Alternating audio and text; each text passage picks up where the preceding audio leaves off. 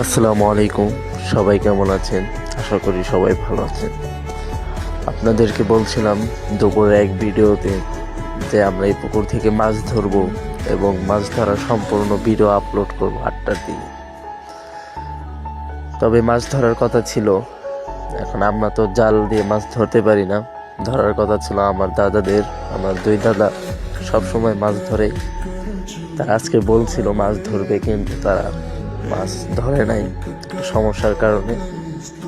সেক্ষেত্রে আমি আর আমার বন্ধু জাল দিয়ে তো আর মাছ ধরতে পারি না, সে কারণে আমরা বড়শি নিয়ে মাছ ধরছি।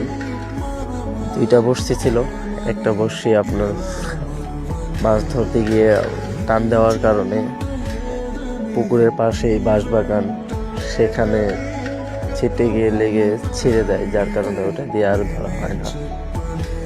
এবং একটা বড়শি দিয়েই আমরা মাছ ধরি, কিন্তু আমরা বড় মাছ পাইনি, সব শুধু পুঁটি মাছ, যেটা আপনারা ভিডিওর মাধ্যমে দেখবেন। তবে আমিও মাছ ধরতাম, আমার হাতের ব্যথা আপনারা কালকে আমার এক ভিডিওতে দেখছেন। আমি মেলায় গিয়েছিলাম, সেখানে বক্সিং খুব জোরে মারার কারণে আমার হাতের কবজি খুব ব্যথা করছে। এই কারণে আমি হাত নাড়াইতে পারতেছিলাম না, কোনোরকম শুধু ভিডিও করলাম আপনাদের দেখানোর জন্য। জানি না আমার ব্লগ আপনাদের কাছে কেমন লাগে, তবে যদি খারাপ লাগে ক্ষমা দৃষ্টিতে দেখবেন। তবে আমাদের পুকুরে অনেক মাছ আছে। কিছুদিন আগেও আমি স্টোরি দিয়েছিলাম, আপনারা দেখছিলেন। 2.5 কেজির মতো একটা মাছ ধরছিলাম, সাইজে অনেক লম্বা ছিল।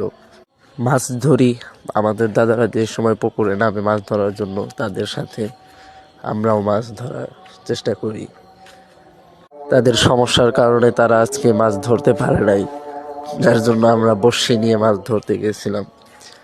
মাছ মারার চিন্তা যেহেতু ছিল, জাল দিয়ে না ধরতে পারলেও আমরা বড়শি দিয়ে ধরার চেষ্টা করেছি এবং অনেক মাছ ধরছি আল্লাহর রহমতে। সেটা আপনারা ভিডিও শেষে দেখতে পাবেন। আমার তো গ্রামে সচরাচর থাকা হয় না, যার জন্য পুকুরে নামা হয় না, মাছ ধরার অভিজ্ঞতাও তেমন নেই। এখানে বেশিরভাগ মাছই হলো পুঁটি। ব্লগটি এখানেই শেষ, সবাই ভালো থাকবেন।